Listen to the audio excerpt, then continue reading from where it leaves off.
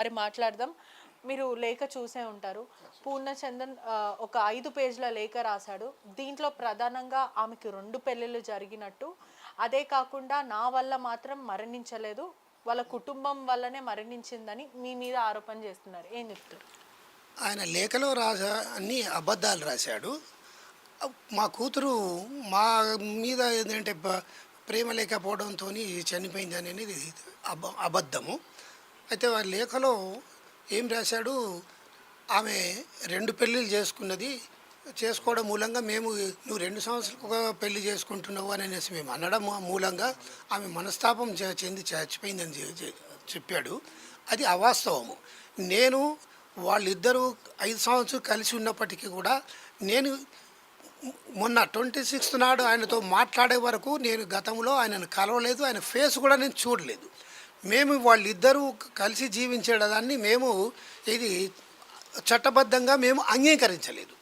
ఆ అంగీకారం లేకపోవడం మూలంగానే ఆయనని ఏనాడు కూడా కలవలేదు, ఆయన కలవటానికి సిద్ధంగా ఉన్నా మేము అంగీకరించలేదు. అట్లా వాళ్ళు మళ్ళీ మా కూతురు ఆయనతో కలిసి ఉంటానంటే సరే అది మేము వద్దని చెప్పాము ఆమెకు, ఇది తప్పమ్మా అని. అయితే దీంట్లో ఏంటంటే వాడు మా కూతురుకు రెండోసారి పెళ్ళయి విడాకులైన తర్వాత, కూతురు పుట్టిన తర్వాత క్రాంతి అనే అబ్బాయితో విడాకులైన తర్వాత వాడు మా టీ న్యూస్లోనే ఉండేవాడు. మా కూతురు టీ న్యూస్లో పనిచేసేది. ఆ విడాకులైన తర్వాత వాడు వెంటబడ్డం మొదలుపెట్టాడు. వాడు నాతో 26 నాడు కలిసినప్పుడు మాట్లాడినప్పుడు కూడా వాడు అదే చెప్పాడు. నేను 3 సంవత్సరాలు ఆమె వెంటబడి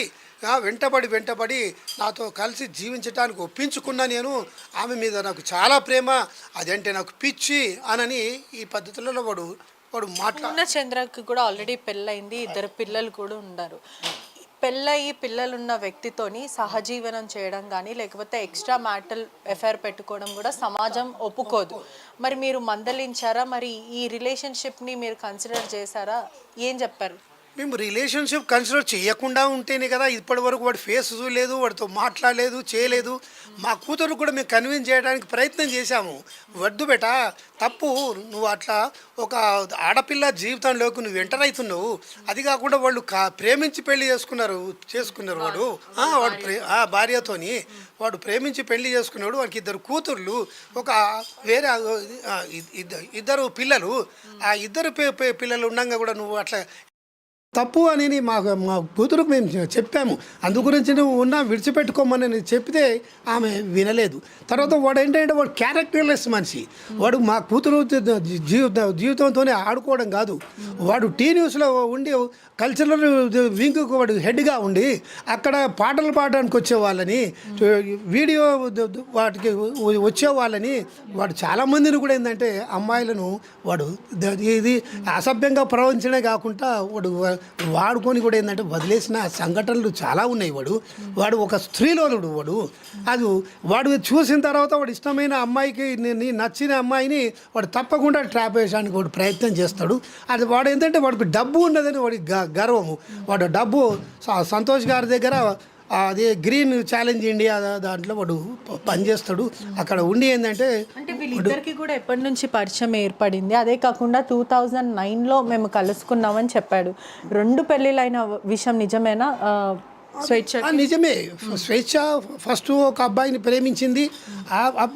ఆ టైంలో మేము అప్పుడు డిగ్రీ చేసే సమయంలో ప్రేమించింది ఓ అబ్బాయిని.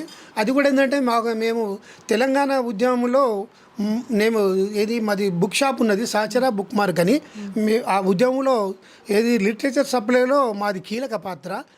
ఆ సందర్భంలో మేము వేలాది క్యాసెట్లను, సీడీలను మేము రిలీజ్ చేశాము తెలంగాణకు సంబంధించినవి. అక్కడ స్టూడియోలో రికార్డింగ్కు పోయినప్పుడు ఆ స్టూడియో ఓనరు, ఆపరేటరు ఆయనతో ఈమెకు పరిచయం ఏర్పడి ఆమె పెళ్ళికి సిద్ధమైంది.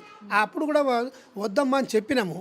నువ్వు పీజీ చేసిన తర్వాత నువ్వు నీ కాళ్ళ మీద నువ్వు నిలబడ్డప్పుడు పెళ్లి చేసుకోమని చెప్తే ఆమె వినకుండా తర్వాత ఇంట్లో నుండి వెళ్ళిపోయి మ్యారేజ్ చేసుకున్నది. తర్వాత మేము దగ్గరికి తీసినాము.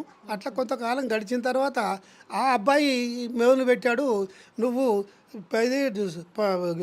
పంజాబీ డ్రెస్ వేయొద్దు, నువ్వు ప్యాంట్లు వేయొద్దు, నువ్వు చీర కట్టుకోవాలా, నువ్వు బొట్లు పెట్టుకోవాలా, ఇవన్నీ నగలన్నీ వేసుకోవాలా అట్లా అని ఫోర్స్ చేస్తే అవి నాకు నచ్చవు, నాకు అది అలవాట్లేదు అని అంటే వాళ్ళిద్దరి మధ్యన మళ్ళీ గొడవలయ్యి ఆయనతో విడాకులైపోయింది. విడాకులైపోయిన తర్వాత మళ్ళీ వంతా ఛానల్లో చేసింది. ఆ వంతా ఛానల్లో దాంట్లోనే క్రాంతి కిరణ్ అనే మహాన్యూస్లో చేసింది. క్రాంతి కిరణ్ అన్న అబ్బాయి అక్కడ పరిచయం అయ్యి అది పరిచయం అయిన తర్వాత ఆ పెళ్ళైన తర్వాత ఈ పాప పుట్టింది. పాప పుట్టిన తర్వాత మళ్ళీ వాళ్ళ మధ్యలో కూడా గొడవలై అది విడాకులు జరిగినాయి అన్నట్టు. అంటే ఎక్కడ కూడా మీ ప్రేమ నొచ్చుకోలేకపోయింది స్వేచ్ఛ. చిన్నప్పుడే మీరు ఉద్యమంలో బిజీగా ఉన్నారు కాబట్టి ఈ క్రమంలో మీరు పిన్నికి ఇవ్వడం జరిగింది. కానీ ఎప్పుడు కూడా తరచుగా అదే మాట్లాడుతుండే, నా తల్లిదండ్రులు నన్ను ప్రేమగా చూసుకోలేకపోయాడని. మీకు ఆ గిల్ట్ ఉంటుందా ఎప్పుడైనా నా పాపని నేను చూసుకోలేకపోయాను అని? మేము అంతగా అట్లా ఫీల్ కాము. ఎందు గురించి అంటే మేము ప్రజల కొరకు ప్రజా ఉద్యమంలో ఉన్నాం. మేము ప్రాణాలకు కూడా తెగిచ్చేసి మొత్తం మేము ఉద్యోగాలు ఏం చేయకుండా ఏం లేకుండా కేవలం ప్రజల కొరకు సేవ చేయాలనే ఉద్దేశంతోనే మేము ఎంఎల్ పార్టీలో పనిచేసాము. నేను 1972లో ఇంజనీరింగ్లో చేరాను. అక్కడ 72 ఏప్రిల్లో జార్జ్ రెడ్డిని మరణించాడు. ఏబీవీ గూండాలు జార్జ్ రెడ్డిని హత్య చేశారు. దాని తర్వాత 73 నుండి నేను మొత్తం లెఫ్ట్ దాంట్లోకి నేను వెళ్ళిపోయినా. లేదా నేను నా కూతురికి ప్రేమను పంచలేకపోయాను అని ఎప్పుడు అనిపించింది? ఉన్నప్పటికీ కూడా ఏంటంటే మా సొంత ఒక కూతురు బాధ కంటే మొత్తం సమాజం బాధ, కూతురు సమాజంలో భాగమే అని ఆ విధంగా భావించాము. మీతో మాట్లాడిందా? మిమ్మల్ని నేను చాలా మిస్ అయిపోయాను మాట్లాడింది. మేము కూడా ఏంటంటే అందరినీ అందించలేకపోయామనేది మాకు కూడా ఆ బాధ ఉంటుంది. కానీ ఈ బాధ కంటే మేము సమాజంలోకి బాగు చేయాలనే ఉద్యోగం ఒక ఉన్నతమైన ఆశయంతో ఉన్నాం కదా. ఉన్నతమైన ఆశయంలో ఇది చిన్న విషయంగానే కనబడుతుంటుంది. మనకు ఒక ఫ్యామిలీ సింగిల్ ఫ్యామిలీగా చూస్తే ఇది పెద్దగా అనిపిస్తుంది. మొత్తం ఓవరాల్ సమాజంగా చూసినప్పుడు ఇది చిన్న విషయంగానే అనిపిస్తుంది. చెప్పాము. అయితే మా కూతుర్ని 10th వరకు వాళ్ళు పెంచారు.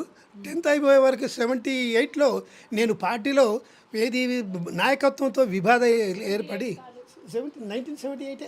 1978లో ఏంటంటే నేను ఉద్యమంలో నుండి బయటకు వచ్చాను. అప్పుడు మా వైఫ్ నేను ఉద్యమంలో ఉంటే నీ ఇష్టమని నువ్వు ఉండమని చెప్పాను. నేను బయటకు వచ్చే సమయానికి మా కూతురుది 10th అయిపోయింది. ఇంటర్మీడియట్ నుండి మేమే తెచ్చిపెట్టుకున్నాం. మా దగ్గరే పెట్టుకొని ఆమెను గుంటూరులో వాసవి కాలేజీలో ఇంటర్మీడియట్ చేయించాము. అక్కడ ఇంటర్ అయిపోగానే మళ్ళీ డిగ్రీ నుండి మా దగ్గరే ఉన్నది. మొత్తం కోటి ఉమెన్స్ కాలేజీలో జాయిన్ అయింది, మా దగ్గరే ఉన్నది. ఏం చెప్తారంటే ఇక్కడ కూడా నేను వీళ్ళిద్దరిని చాలా మంచిగా చూసుకున్నాను. పాప స్కూలింగ్ కూడా నేనే చదివిపించాను. దాదాపు పాప మెచ్యూర్ ఫంక్షన్ అప్పుడు కూడా 5 లక్షల రూపాయల వరకు నేనే ఇచ్చాను. వీళ్ళ మంచి చెడులంతా కూడా నేనే చూశానంటూ నేను ఎక్కడ కూడా తనని తను పెళ్లి చేసుకోమని అనింది, కానీ నేను ఏమీ అనలేను అని అంటున్నాడు. అది అవాస్తవము. పాపను వాడు బాగా చూసుకోలేదు. తర్వాత ఏంటంటే పాపని దీంట్లో రాశాడు, నేను స్కూల్లో జాయిన్ చేశాను అని దీంట్లో రాసిండు. పాప ఫస్ట్ క్లాస్ నుండి ఉప్పల్ కేంద్రీయ విద్యాలయం 2లో చూస్తుంది. పాప 9 సంవత్సరాల క్రితం స్టడీలో 9 సంవత్సరాల క్రితమే మేము చేరిస్తే వాడితో పరిచయం ఏర్పడ్డది 5 సంవత్సరాలు కదా. వాడు ఎప్పుడు స్కూల్లో చేర్చాడు? అది అబద్ధం. వాడు స్కూల్లో చేర్చింది చెప్పడం అబద్ధము. ఫీజులు కూడా వాడు మొత్తం కట్టాడు, నేనే కట్టానని చెప్పడం కూడా అబద్ధము. నా కూతురే అవి కట్టేది చేసేది. దాంట్లో వాడు రాసిన దాంట్లో అన్ని అబద్ధాలే ఉన్నాయి. పోలీసులు కూడా పోక్సో కేసు నమోదు చేశాడు. నిన్నొచ్చి స్వయంగా అతనే పోలీసులకి చిన్నప్పటి నుంచి తనకున్న ఆ బ్యాగేజ్ ట్రామానే కానీ నేను ఎక్కడ కూడా తను చనిపోవడానికి నేను కారణం కాదు అంటూ కూడా పదే అదే చెప్తున్నాడు. దాని గురించి ఏమంటారు? ఆమె చనిపోవడానికి వాడే ప్రధాన కారకుడు. ఎందుకంటే దాంట్లో వాడు రెండోసారి విడాకులు కాగానే 3 సంవత్సరాలు నేను వెంటపడ్డాన్ని స్వయంగా నాతోనే చెప్పాడు. వాడు వెంటపడి నేను ఆమెను ఒప్పించుకున్నా కలిసి జీవించటానికే నేను వాడు చెప్పాడు. ఒకవేళ వాడికి భార్య పిల్లలు ఉండగా వాడు వేరే స్త్రీల జీవితాలకు వెళ్ళడము వాడి బేసిక్ మొదటి తప్పు. వాడు అట్లా వేధించడం మూలంగా నా కూతురు అటు డైవర్ట్ అయిపోయింది. నా కూతురుది రెండవ తప్పు. ఇద్దరూ తప్పు చేసిన వాళ్ళే. నేను నా కూతుర్ని ఏం సమర్థించడం లేదు. నా కూతురు రెండవ తప్పు మా కూతురుది కూడా. అయితే వాడు ఫోర్స్ చేయడం మూలంగా ఈమె బెండ్ అయిపోయింది కనుక సావుకు వాడే ప్రధాన కారకుడు అని నేను చెప్తున్నా. దాని తర్వాత కూడా వాడు బిహేవియర్ వాడేవాడు ఏంటంటే పెళ్లి చేసుకోమన్నది అని వాడే రాసిండు ఇంట్లో. కానీ వాళ్ళు ఏంటంటే పెళ్లి చేసుకున్నట్టు మాకు ఉన్నది సమాచారం, కానీ అది చట్టబద్ధంగా కాదు అనే ఉద్దేశంతో దాన్ని కప్పిపెట్టిండ్రు అనేది కూడా మాకు ఉన్నది. కానీ వాళ్ళు వెంట పెళ్ళికి వెళ్ళిన వాళ్ళు కూడా మా కూతురు స్నేహితురాళ్ళు ఉన్నారు, కానీ వాళ్ళు ఎక్స్పోజ్ చేయడం లేదనేది ఇప్పుడు అర్థమవుతుంది అన్నట్టు. వాడు చనిపోక ముందు కూడా చివరిగా ఏం చెప్పింది అంటే ఈ గొడవ గురించి చెప్పింది, ఆ తర్వాత ఇంకేమైనా చెప్పిందా? లేలే, నాకు చివరిగా ఆమె చెప్పింది ఏంటంటే ఆ 26 నాడే, అంతకుముందు ఇప్పుడు ఒక కొన్ని నెలల నుండి ఇది చాలా క్లోజ్గానే ఉంటుంది. మేము అది ఒప్పుకోకపోవడం మూలంగా ఒక కొన్ని నెలలు మాతో మాట పనిచేసింది. ఏ తల్లైనా సరే ఇప్పుడు